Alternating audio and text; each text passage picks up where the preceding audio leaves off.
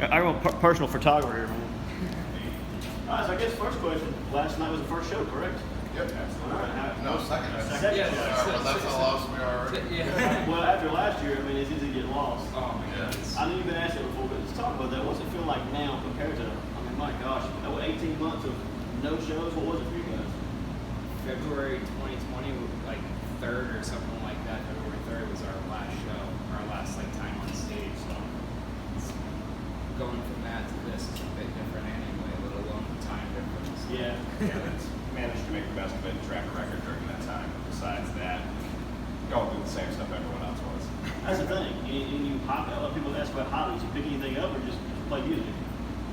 Well, in order to track all the guitars and bass for the new album, I built my own home studio, taught myself how to record and mix, and yes, that was my new hobby, was basically learning how to make half of the record, as well as learning how to make samples and stuff like that. All the samples and stuff that we'll be hearing live for this tour is all stuff I made in my office with a month's training or a month's practice. YouTube, Thompson Brothers, Absolutely. Kenny. Oh no, I'm forgetting his last name. Oh no, Kenny Goya. Kenny Goya. Yeah. Yeah. His Reaper tutorials were an absolute lifesaver. Yeah. So if Kenny ever manages to hear this, you saved my ass and this record's ass. We'll tag you. Yeah.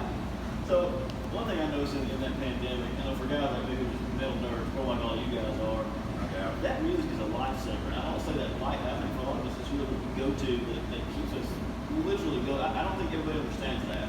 Is that true? Is that a true statement? Is that what it does for you guys? Just hearing that, your whatever particular band you got, is that a true statement? Yeah, there's so many that just like for some reason, like one reason or another, it's just like, oh, this makes me want to try a little harder, or like, whatever it is. Like, definitely get every band, you get something different. I feel.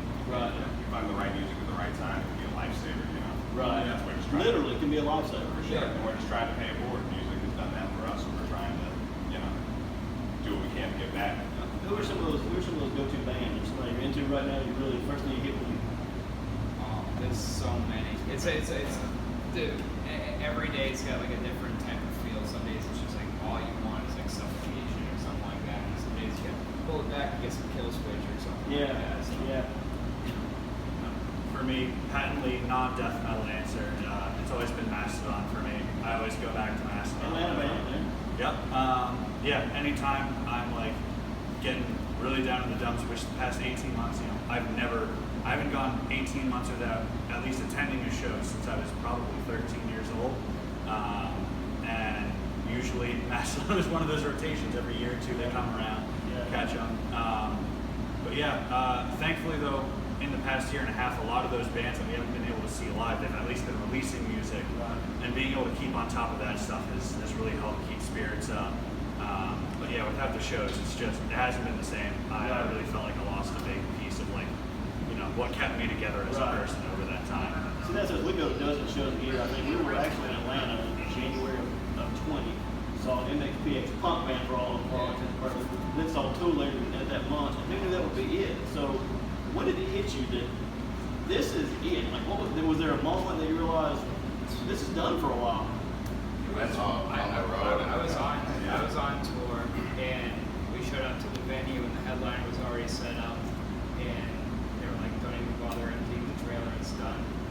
And like the week before that, we were in the Boston, shows were getting canceled, tours were getting canceled, and every time somebody just, this tour got canceled, and you just hear,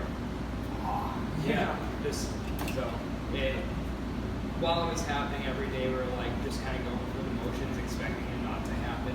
And then we got to the venue and it was shut down. And, well, see you guys when I see you. And at that time, who knew when that was going to be? Yeah. It was supposed to be 2 months away. Right. At that time. Right. It's been 2 weeks, first. That was the thing. It was supposed to be a short term. We're going to get over this, and all of a sudden, We're still talking about stuff. That leads to the next question. So, Tours are canceling already for next year. So we were supposed to see Rammstein in Chicago this year. I bought tickets That's next years year ago now. at this point. Yeah, and those guys never come to the States, so it's like, Yeah. lose your chance. But the next question, so I saw this morning on my way here, there's now not just Delta, there's some other variant they're talking Yeah, about. so How scary is that for you guys? Because this is your livelihood plus your passion.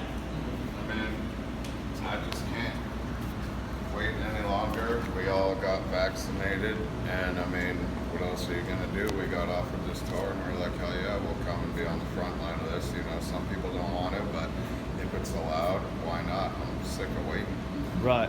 Yeah, just That's where I'm at. at this point, let's just do it. Yeah. Like it is what it is, really, for me anyway. Well, that's kind of what we say. So I can't live my life on the couch anymore. I mean, I've got to go out. If this is the end, let's go watch it from the pit. I mean, let's do that, right? I mean, sit at home wasting away. right. Because we lost a year. I mean, you think about that. We lost a year of our lives for something that, who knows? I mean, I don't know what the political parts of it is, but we lost that. So, this question. So, I'm a big Sirius XM listener. You guys, satellite radio guys? I used to have it briefly. I liked, Opie and Anthony when they were on there. That's Okay. where, Stern sometimes, or I'd pop on the metal channel, but I haven't listened to it in a while.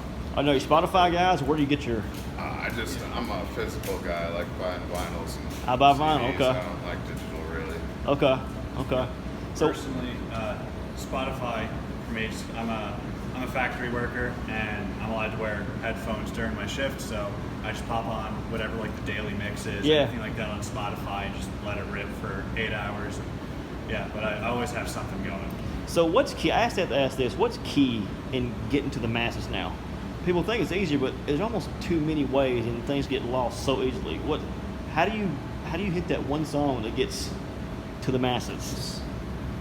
One lucky video getting shared 1 billion times at this point. It seems like Reddit. Yeah. You And never it's know what like, people are gonna think anyway. You put something out, and you never nothing you know. can do. Yeah. Now are we still putting the record out later this year? Yeah, October 29th. October 29th. So Official announced as of the other day we signed with Noble Demon Records. Saw that.